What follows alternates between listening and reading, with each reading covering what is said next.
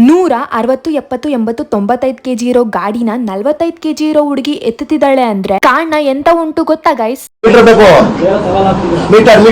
ನನ್ ಜೀವನದಲ್ಲಿ ಕಹಿ ಘಟನೆಗಳು ಬೇಜಾನಾಗಿದ್ದಾವೆ ಬಿಡಿ, ಅದ್ರಲ್ಲಿ 2 ಮಾತಿಲ್ಲ. ನನ್ ಗಾಡಿ ತಗೊಂಡ್ಮೇಲೆ ಆಗಿರೋ ಬದಲಾವಣೆಗಳು ಸಾವಿರಾರು. ನೆಮ್ಮದಿಯಾಗಿ ದಿನಗಳನ್ನ ಕಳಿತಿದೀನಿ ಅಂತ ಅಂದ್ರೆ ಆ ಭಗವಂತ ಒಂದ್ ಕಡೆ ಕಾರಣ ಆಗಿದ್ರೆ, ಇನ್ನೊಂದ್ ಕಡೆ ನನ್ ಗಾಡಿ.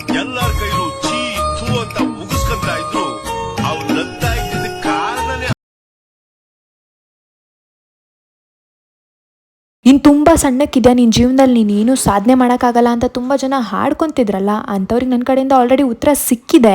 ನೀವು ಹೆಂಗಿದ್ದೀರಾ ಅನ್ನೋದು ಮ್ಯಾಟ್ರ್ ಆಗಲ್ಲ, ನಿಮ್ಮ ಜೀವನದಲ್ಲಿ ನೀವು ಹೆಂಗ್ ಪ್ರಾಂಪ್ಟ್ ಆಗಿ ಬದುಕ್ತಿದ್ದೀರಾ ಅನ್ನೋದು ಮಾತ್ರ ಮ್ಯಾಟ್ರ್ ಆಗುತ್ತೆ ಮೈ ಡಿಯರ್ ದುಶ್ಮನ್ಸ್. ಬಂದ ನೋಡು ಬೆಟ್ಟ ಅಗ್ದು ಇಲಿ ಹಿಡಿಯೋನು. ನಿಮ್ಮನ್ನ ನೋಡಿ ಜಡ್ಜ್ ಮಾಡ್ತಾರೆ ನೋಡಿ, ಅವರಿಂದ ಸಿಕ್ಕಾಪಟ್ಟೆ ದೂರ ಇದ್ರೆ ಬೆಟರು.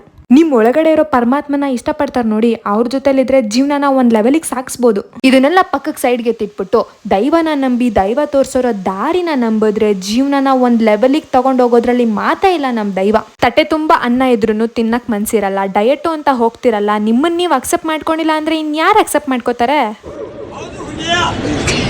ನನ್ನ ಮಗ ಯಾವ ರೇಂಜಿಗೆ ಗತ್ನ ಮೇಂಟೈನ್ ಮಾಡ್ತಿದ್ದ ಅಂತ ಅಂದ್ರೆ, ಹಿಂದೆ ತಿರುಗಿ ನೋಡಿದ್ರೆ ಹುಡುಗಿರ್ ಸಾಲ್ ನಿಂತ್ಬೋದೇನೋ ಅಪ್ಪ. ನನ್ನ ಜೀವನದ ಪುಟದ ಬಗ್ಗೆ ಬಹಳಷ್ಟು ನಿಮ್ಮ ಹತ್ರ ಇನ್ನ ಹೇಳ್ಕೊಳ್ಳೋದು ಬ್ಯಾಲೆನ್ಸ್ ಇದೆ ಅಂತ ಹೇಳ್ತಾ ಮತ್ತೆ ಸಿಗ್ತೀನಿ.